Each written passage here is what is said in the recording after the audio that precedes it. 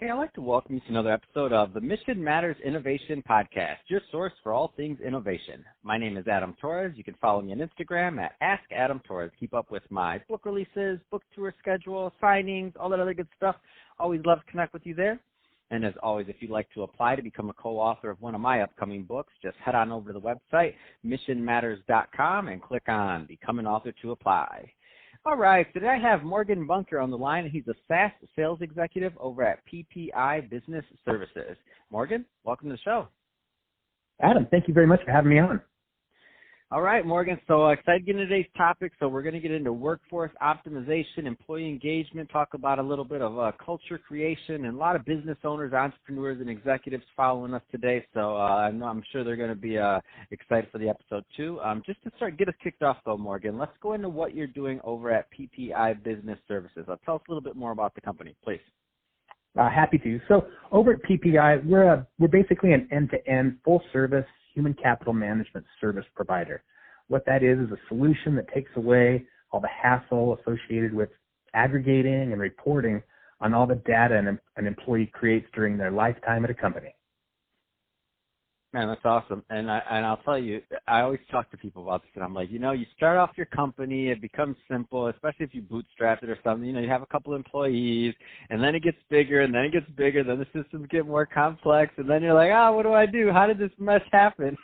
So excited to get further into PPI and what's going on over there. And just to start off with, to kick off the topic, so workforce optimization, employee engagement, culture creation. Let's just start with workforce optimization. So, you work with a lot of different companies. Where do you find, and this is going to change from company to company, of course, but what do you find are some of the key things that businesses need to have in mind when thinking about workforce optimization? Well, employers get into business to fabricate a widget, or they are a service provider of some sort. They didn't get into business to administrate all of the data created and being the administrative arm of everything. They got into business to do business. And what we try to do is we try to take that hassle away. And it starts basically with the non-sexy word is payroll. And no one wants to think about payroll, but through market demand and technology, that's evolved into what they call human capital management. And that basically goes all the way through the process of recruiting, hiring, onboarding, tracking time, payroll, tax filings, all the way through COBRA when an employee ultimately ends up leaving an organization.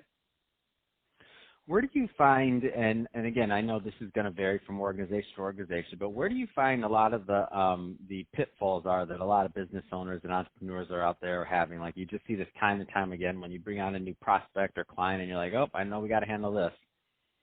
Well, a lot of it is just unaware of the technology that's out there. And I know employers who are still tracking time on Excel spreadsheets and not utilizing the technology that's out there. And that's where the workforce optimization comes in, is through the utilization of a human capital management platform. That all becomes streamlined. It all becomes workflows, and managers have approval opportunities, and everything gets digitized. So on and so forth. So let's take it a step further. So now we know, let's just say they have payroll, they have all these other good things set up, they got maybe a smooth onboarding process. What is this, let's switch over a little bit. What is this, how does this employee engagement and culture creation part of the puzzle kind of fit into this? So this is a really timely topic, given prior to the COVID-19 pandemic starting, we started to hear the term employee engagement. What does that mean? When you have an engaged employee, the science behind it is interesting. If an employee is engaged, there's a 41% reduction in absenteeism. There's a 17% increase in productivity, and we've seen upwards of 60% decrease in turnover or employee churn. And it basically it empowers an employee. It aligns an employee's role with the goals of the company. It gives them the power to do things that they weren't able to do previously. Something as simple as, if you're out buying a car, you don't have to go try to contact your HR person to try to get a copy of your W-2, something like that. That's all available via an employee self-service module on your phone. It empowers the employee to be better than they thought they could.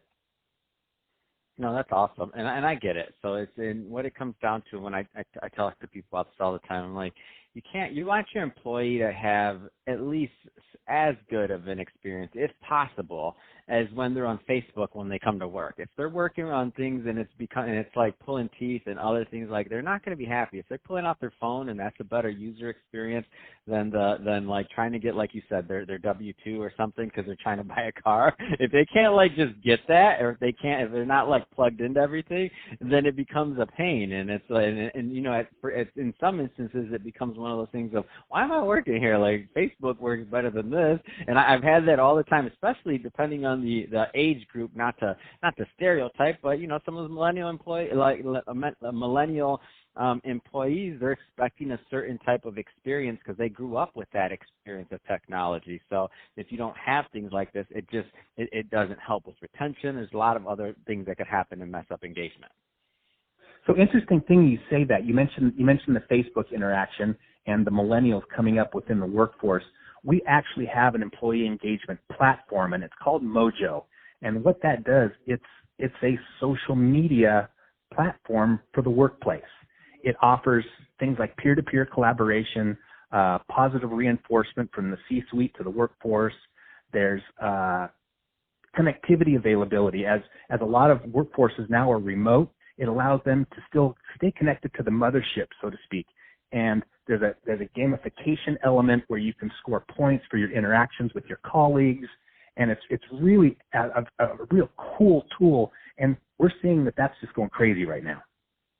Oh man, that's awesome. See, and I didn't even know that. I knew you had some more stuff up your sleeve for me, Morgan. So final question, Morgan, a two-part question. So number one, a lot of people listening right now, and we scratched the surface on this. I know you have a whole lot more to offer. I know you have a lot more tools also at PPI. That you just happened to mention one of them, which is that engagement tool. That being said, question number one. If somebody's listening to this and they want to learn more, and what are typically the right types of fit in terms of company that are a good fit to work with PPI? Question number one. Number two, what's the best way for them to connect with you and your team? Okay, we'll tackle question one, which is our ideal sweet spot. It's quite large. The platform itself, the solution, is incredibly robust. We find that we have single doctors. We have single attorneys where they are just a one-off payroll. They don't want to deal with it, but we can handle that. And we really start to get good after about 50 employees, because that's when you have to start reporting Affordable Care Act information to the government, and you have to start to track all of that information. And the module that corresponds with that in the platform is actually incredibly robust. We can go upwards. We have clients that are 2,500, 4,000. But we try to hit the mid-market, anywhere 50 to 450 or 500. That's really a good sweet spot. Multi-state abilities, and the one industry we can't partake in is the cannabis industry for kind of obvious reasons. But any other industry is perfectly suitable for our solution. And to get connected with us is on the web at PPIBusinessServices.com. We've got 802 payroll if you want to call us. You can check me out on LinkedIn, Morgan Bunker, and there's some great content that myself and my team put out there as well. So those are the methods of getting a hold of us. Fantastic. Well, Morgan, really appreciate you coming on the show today and sharing more about what you're doing over at PPI and what people need to think about when they're talking about workforce optimization and creating a great, environment for their employees. And to the audience, as always, thank you for tuning in. Hope you got a lot of value out of this. If you did, don't forget to subscribe to the podcast, leave me a review on the Apple iTunes Store, and if you're watching this from our YouTube channel, Mission Matters Innovation, definitely give us a subscribe there, but also leave some comments in the video. Love to know what kind of projects and things that you're doing. And Morgan, thanks again for coming on the show. Adam, thank you very much for having me.